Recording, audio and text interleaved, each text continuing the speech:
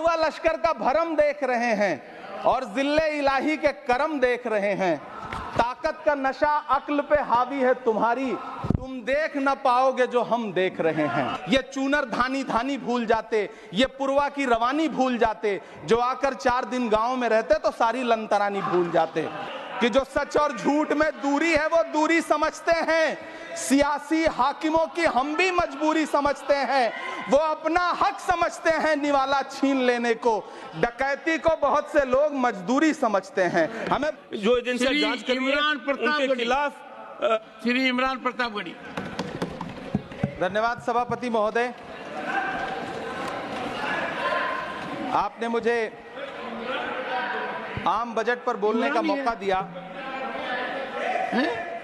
Sir my time. नहीं, pause my time sir. Imran Pratapgarhi कहा गया है सर, थोड़ा सा इसकी जांच कराओ। मैंने कहा यहाँ प्रमोद प्रतापगढ़ी भी बैठे। ये आपसी मामला है, ये खत्म होने वाला नहीं है मेरे से। इसकी जड़ें बहुत गहरी गई हुई हैं, मैं रोज देखता हूँ ये जड़ें गहरी होती जाती हैं। इमरान प्रतापगढ़ी। धन्यवाद सभापति महोदय। 83 मिनट 71 बार थपथपाई गई मेज, 14,417 शब्दों का बजट भाषण और उस बजट में अपने लिए राहत तलाशती मिडिल क्लास की हैरत ज़दा आंखें।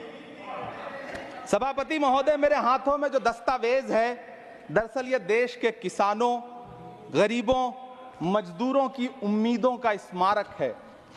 ऐसा लग रहा है जैसे वित्त मंत्री महोदया ने बजट नहीं तैयार किया है बल्कि प्रधानमंत्री जी की मन की बात का संकलन तैयार किया है।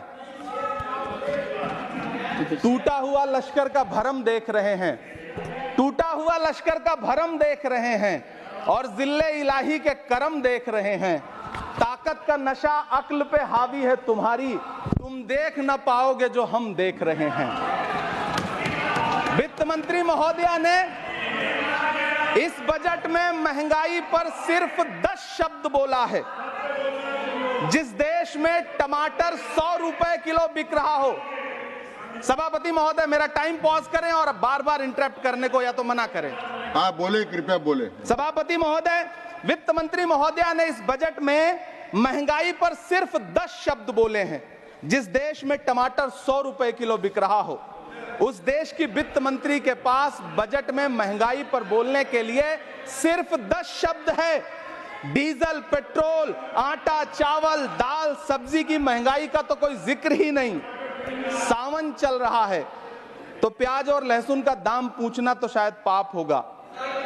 मैंने तो यह भी सुना है कि वित्त मंत्री जी जो चीज खुद नहीं खाती हैं उसके दाम से उनका कोई लेना देना नहीं होता। लेकिन इस बार बजट पेश करने के लिए पार्लियामेंट आने से पहले वित्त मंत्री जी ने दही और चीनी खाई थी। अब तो उनसे यह पूछा जा ही सकता है कि उन्हें दही, दूध और चीनी का रेट तो इन दिनों पता ही होगा। क्या उसे सस्ता करवाएंगी या नहीं सस्ता करवाएंगी? अगर पता है तो कृपया सस्ता करवाइए, क्योंकि इसी चीनी ने अमेठी में एक मंत्री महोदया का राजनीतिक कैरियर कड़वा कर दिया।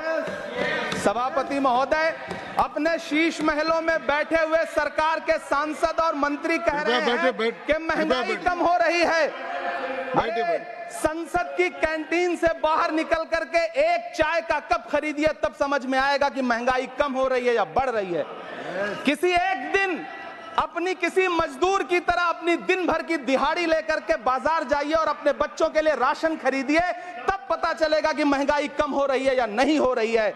यहां बैठ करके बड़ी बड़ी बातें करना आसान है। ये चूनर धानी धानी भूल जाते, ये पुरवा की रवानी भूल जाते, जो आकर 4 दिन गांव में रहते तो सारी लंतरानी भूल जाते। सभापति महोदय, इलेक्टोरल बॉन्ड खरीदने के नाम छुपाने वाली सरकार, इलेक्टोरल बॉन्ड खरीदने वालों के नाम छुपाने वाली सरकार इन दिनों आम के ठेला लगाने वालों के नाम जानना चाहती है। मुझे तो होटलों, ढाबों या आम के ठेलों पर नेम प्लेट लगवाने वालों से पूछना है कि कभी खून की बोतल पर देखा है किसी का नाम लिखा हुआ? मुझे पूछना है कि क्या कोरोना के दौरान अपनी उखड़ती हुई सांसों के लिए ऑक्सीजन तलाशने वाले किसी इंसान ने ऑक्सीजन लाने वाले किसी इंसान से पूछा था कि ऑक्सीजन लाने वाला इंसान हिंदू है या मुसलमान है?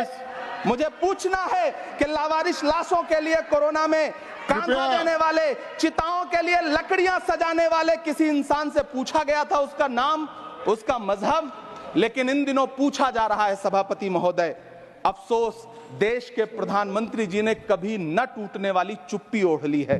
सभापति महोदय, जनता ने 63 सीटें कम क्या कर दी? ये सरकार तो अमृतकाल का नाम लेना ही भूल गई। ये भूल गई है अमृतकाल को, ये भूल गई है मनरेगा को, ये भूल गई है मौलाना आजाद नेशनल फेलोशिप को, ये भूल गई है मणिपुर को, ये भूल गई है महाराष्ट्र को। मुझे गर्व है कि मैं राज्यसभा में महाराष्ट्र का प्रतिनिधित्व करता हूं।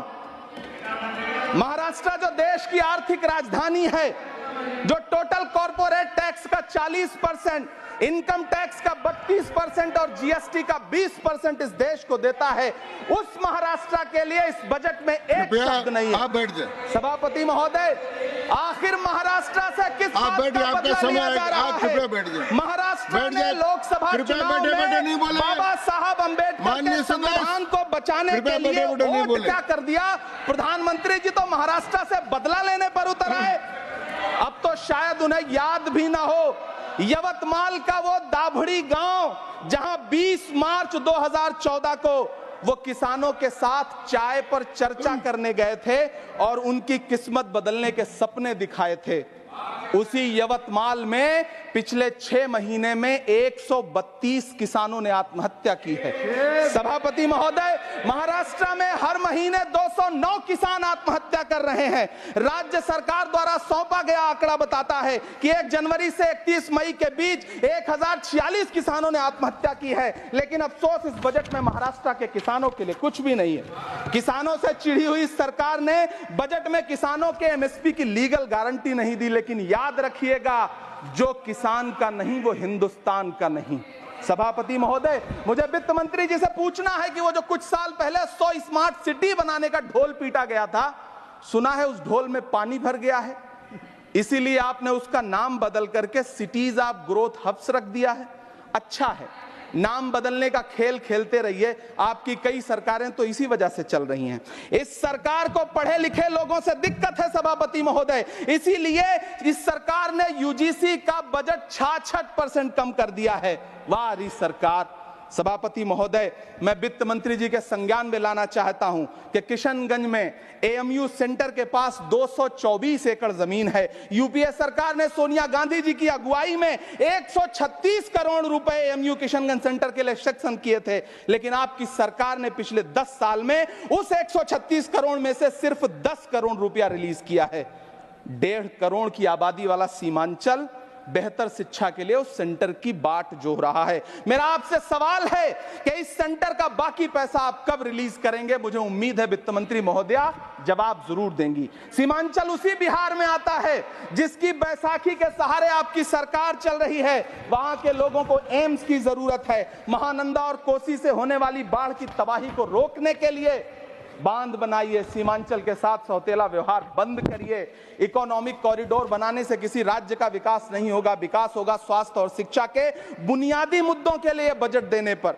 सभापति महोदय, एक तरफ तो इस बजट में पीएम आवास योजना के तहत 3 करोड़ अतिरिक्त मकान देने की घोषणा है और दूसरी तरफ लखनऊ के अकबर नगर में 1280 वो मकान हैं जिन्हें रिवर फ्रंट बनाने के नाम पे बुलडोजर से जमींदोज कर दिया गया। सभापति महोदय, लोग चीखते रहे, बच्चे बिलखते रहे, वसुधैव कुटुंबकम का नारा लगाने वाली सरकार इंसानों के घरौंदे उजाड़ कर जश्न मना रही है। सभापति महोदय, मेरा बहुत भावुकता के साथ देश के प्रधानमंत्री से सवाल है कि इन उजड़ते हुए मकानों और बेघर होते हुए घरों को देख करके आपको नींद कैसे आती है, आप सो कैसे पाते हैं? मेरा सवाल है इस देश के प्रधानमंत्री से, या तो लोगों के घरौंदे उजाड़ना बंद करिए या फिर करोड़ों मकान बनाने की झूठी घोषणाएं करना बंद करिए। यह बजट झूठ का पुलिंदा है। यह बजट आपके पिछले साल के बजट का कट कॉपी पेस्ट है। यह बजट हमारे चुनावी घोषणा पत्र की नकल करने की एक बेईमान कोशिश है। लेकिन कहावत है ना, कि नकल के लिए भी अकल चाहिए। मेरे हाथ में एक तरफ न्याय पत्र है जो हमारा है और दूसरी तरफ अन्याय पत्र है जो आपका है। इस सरकार को आलोचना सुनने की आदत नहीं है सभापति महोदय। जब आप इनसे सवाल पूछिए तो ये शांत कहते हैं कि रहिए। आप बताइए 70 साल में आपने क्या किया है। मैं तो इस सदन में कहना चाहता हूं सभापति महोदय कि हमसे 70 साल का हिसाब मांगने वालों, जो सरकार अपना चलाया हुआ 2000 का नोट 7 साल नहीं चला सकी, वो हमसे 70 साल का हिसाब मांगती है। सभापति महोदय, मैं अंत में आपसे यह कहना चाहता हूं, यह बजट बैसाखी पर टिकी हुई सरकार का कुर्सी बचाओ बजट है। इस बजट में राज्यों के साथ, किसानों के साथ, नौजवानों के साथ, महिलाओं के साथ, देश के मिडिल क्लास के साथ अन्याय किया गया है और इस अन्याय का खामियाजा आपको महाराष्ट्र, हरियाणा और झारखंड के चुनाव में भुगतना पड़ेगा। सभापति महोदय, इस सरकार ने नोटबंदी लगाकर देश की आम जनता की पूंजी छीन ली। बैठे बैठे नहीं बोले, कृपया। टैक्स लगा करके छोटे व्यापारियों के कारोबार छीन लिए, पेपर लीक करवा करके युवाओं की आंखों से नौकरी के सपने छीन लिए, अग्निवीर लाकर देश के जवानों की उम्मीदें छीन ली, बुलडोजर लगाकर लोगों के आशियाने छीन लिए, महंगाई लाकर देश की जनता की थाली से निवाले छीन लिए और नारा लगाया कि हम तो सेवक हैं, 18-18 घंटे काम करते हैं। इन्हीं लोगों के लिए किसी ने शेर कहा है कि जो सच और झूठ में दूरी है वो दूरी समझते हैं। सियासी हाकिमों की हम भी मजबूरी समझते हैं, वो अपना हक समझते हैं निवाला छीन लेने को। डकैती को बहुत से लोग मजदूरी समझते हैं। हमें पता है कि कैसी मजदूरी की जा रही है। सभापति महोदय, मैं यहाँ खड़ा होकर के अंत में आपसे कहना चाहता हूँ कि इस बजट में तमाम राज्यों के साथ अन्याय किया गया है। इस बजट में युवाओं के साथ अन्याय किया गया है, महिलाओं के साथ अन्याय किया गया है और खास तौर से महाराष्ट्र के लिए कुछ नहीं रखा गया है। महाराष्ट्र बाढ़ से जूझ रहा है, पानी बरसने से वहां 1500 से ज्यादा लोग मारे गए हैं। उस शहर को, उस राज्य को 4000 करोड़ के पैकेज की जरूरत है ताकि जो फसलें बर्बाद हुई हैं लोगों को राहत दी जा सकी। लेकिन अफसोस, इस बजट में महाराष्ट्र के लिए ऐसा कुछ भी नहीं है। मैं आखिर में यह कहना चाहता हूं कि पिछले 7 दिन से इस बजट का बड़ा ढिंडोरा पीटा जा रहा है, इसे महान बताया जा रहा है, लेकिन कौन महान बता रहा है? सत्ता पक्ष के लोग, उन्हें तो बताना ही है। क्योंकि मैं अवध क्षेत्र से आता हूं, प्रतापगढ़ से, नीरज भाई भी अवध और पूर्वांचल से आते हैं। वहां एक कहावत है कि बिटिया की तारीफ किसने की? बिटिया की महतारी ने, यानी कि बेटी की प्रशंसा किसने की? मां ने। तो इस बजट की तारीफ सत्ता पक्ष करे तो करेगा ही, लेकिन विपक्ष के एक भी सांसद से आप पूछिए कि क्या उसके राज्य को कुछ मिला है, तो वो ये कहेगा कि नहीं, कुछ भी नहीं मिला है।